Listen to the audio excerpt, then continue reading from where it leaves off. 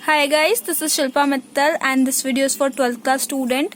हम माइक्रोवेव्स के बारे में पढ़ रहे थे। हमने वायरलेस मीडिया स्टार्ट कर दिया है जहां पर हमें डेटा को ट्रांसफर करने के लिए वायर्स केबल्स की जरूरत नहीं होती है। हम बिना वायर्स और केबल्स के डेटा को एक जगह से दूसरी जगह ट्रांसफर करते हैं।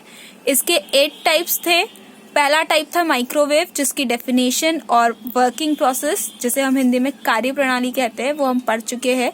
मैं आपको इसका डायग्राम समझा चुकी हूँ। आज हम इसके एडवांटेजेस मतलब इसके लाभ और इसके डिसएडवांटेजेस मतलब इसकी हानियां देखेंगे।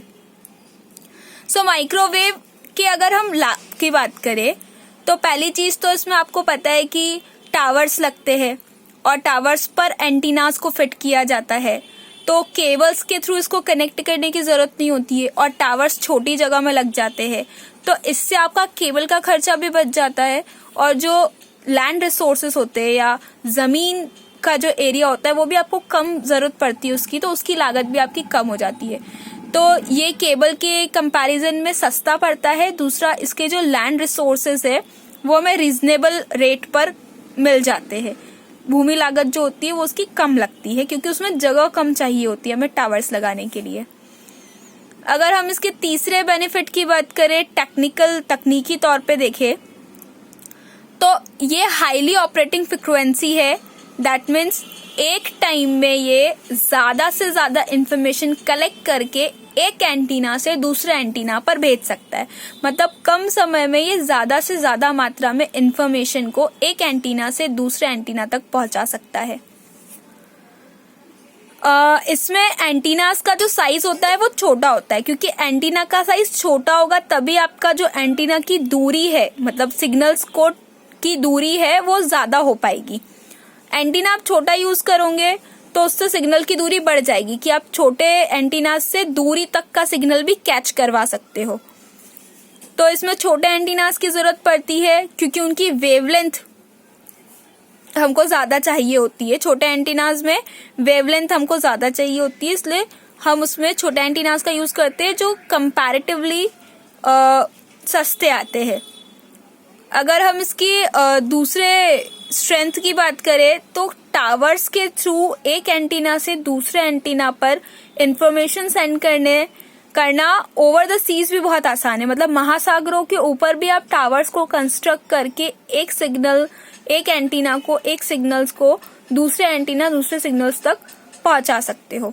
तो ओवर द सीज महासागरों के ऊपर भी महासागरों के पार भी आप इजीली माइक्रोवेव्स को ट्रांसमिट कर सकते हो।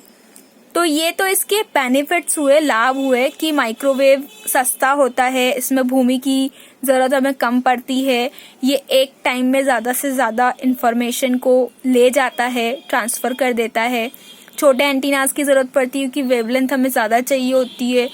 और फिफ्थ थिंग कि महासागरों के पार भी ये कम्युनिकेशन करवा सकता है, सिग्नल्स को एक टावर से दूसरे टावर पर भेज सकता है। तो यहाँ हमने केवल इसके बेनिफिट्स पढ़े। अब इसके डीमेरिट्स क्या है ऐसे नुकसान या ऐसी कमियां जो इसको कहीं ना कहीं उतना रिलायबल नहीं बनाती है हमारे लिए। तो डिसएडवांटेजेस में सबसे पहली चीज तो इसका जो रख रखाव है, जो मेंटेनेंस है, दैट मीन्स एंटीनाज में कोई खराबी नहीं आ रही हो या टावर्स में कोई खराबी नहीं हो, टावर्स की हाइट प्रॉपर हो, एंटीनास का जो माइक होता है जिससे एक एंटीना से सिग्नल्स को दूसरे एंटीना पर पहुंचाया जाता है, तो उस माइक में कोई प्रॉब्लम ना आ रही हो। इवन रिसीवर या ट्रांसमीटर के लिए हमने जिन एंटीनास को यूज कर रहे हैं उनमें उनकी पोजीशन में कोई डिफरेंस ना आ गया हो। तो ऐसा इसका जो मेंटेनेंस है वो थोड़ा खर्चीला है, मतलब कॉस्टली पड़ता है इसका मेंटेनेंस हमें। जब खराब हो जाती है इन चीजों को तो रिप्लेस करवाना हमें काफी महंगा पड़ जाता है। सेकेंड थिंग, क्योंकि आप वायरलेस कम्युनिकेशन कर रहे हो, दैट मीन्स दो एंटीनास के बीच में अगर कोई रुकावट आ जाती है तो उसका असर आपके सिग्नल्स पे पड़ेगा ही। जैसे बारिश होना जिसके कारण सिग्नल्स बिगड़ जाते हैं, या एटमॉस्फेयर में बहुत सारे बादलों का छा जाना उसके कारण सिग्नल बिगड़ जाते हैं, या बहुत ज्यादा कोहरा होना उसके कारण सिग्नल बिगड़ जाते हैं, या बीच में कोई ऑब्स्टेकल है, दो एंटीनास के बीच में कोई वॉल खड़ी है या कोई ऑब्स्टेकल बीच में कोई रुकावट ऐसी बीच में आ गई जिससे सिग्नल एक प्लेस से दूसरी प्लेस पे जा नहीं पा रहा, तो वो problems, that means weather conditions का बहुत सारा इफेक्ट आपके सिग्नल्स पर पड़ता है, जिसके कारण सिग्नल एक जगह से दूसरी जगह ट्रांसमिट नहीं हो पाते। तीसरी चीज, क्योंकि ये ओपनली एटमॉस्फेयर में ट्रैवल करता है आपका पूरा डेटा, तो ये असुरक्षित है। आपका डेटा इजीली कोई भी हैक कर सकता है, आपके डेटा के साथ कोई भी छेड़छाड़ कर सकता है, और आपका डेटा करप्ट भी हो सकता है, खराब भी हो सकता है इस चक्कर में आपका डेटा। तो जो कम्युनिकेशन है वो बहुत सेफ और सिक्योर नहीं है, इट इज अनसेफ कम्युनिकेशन।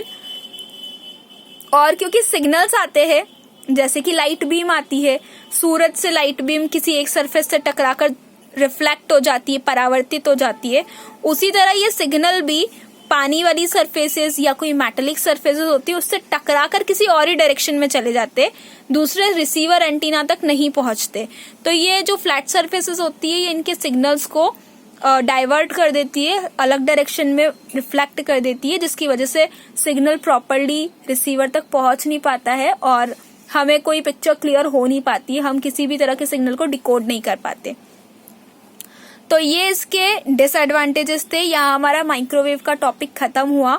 हम जो नेक्स्ट टॉपिक स्टार्ट करेंगे वो होगा रेडियो वेव्स। लाइक हम रेडियो सुनते हैं, पहले जो आते थे रेडियो बॉक्सेस, किस तरह से वो सिग्नल्स को कैच करता था और उसके क्या एडवांटेजेस और डिसएडवांटेजेस है वो पढ़ेंगे हम। यहाँ पर माइक्रोवेव फिनिश हो गया है। अगर आपको माइक्रोवेव की definition, working process, diagram, advantages या डिसएडवांटेजेस में कोई भी डाउट हो, कोई भी क्वेरी हो, तो आप मुझसे कमेंट सेक्शन में कमेंट करके पूछ सकते हैं। Thank you so much.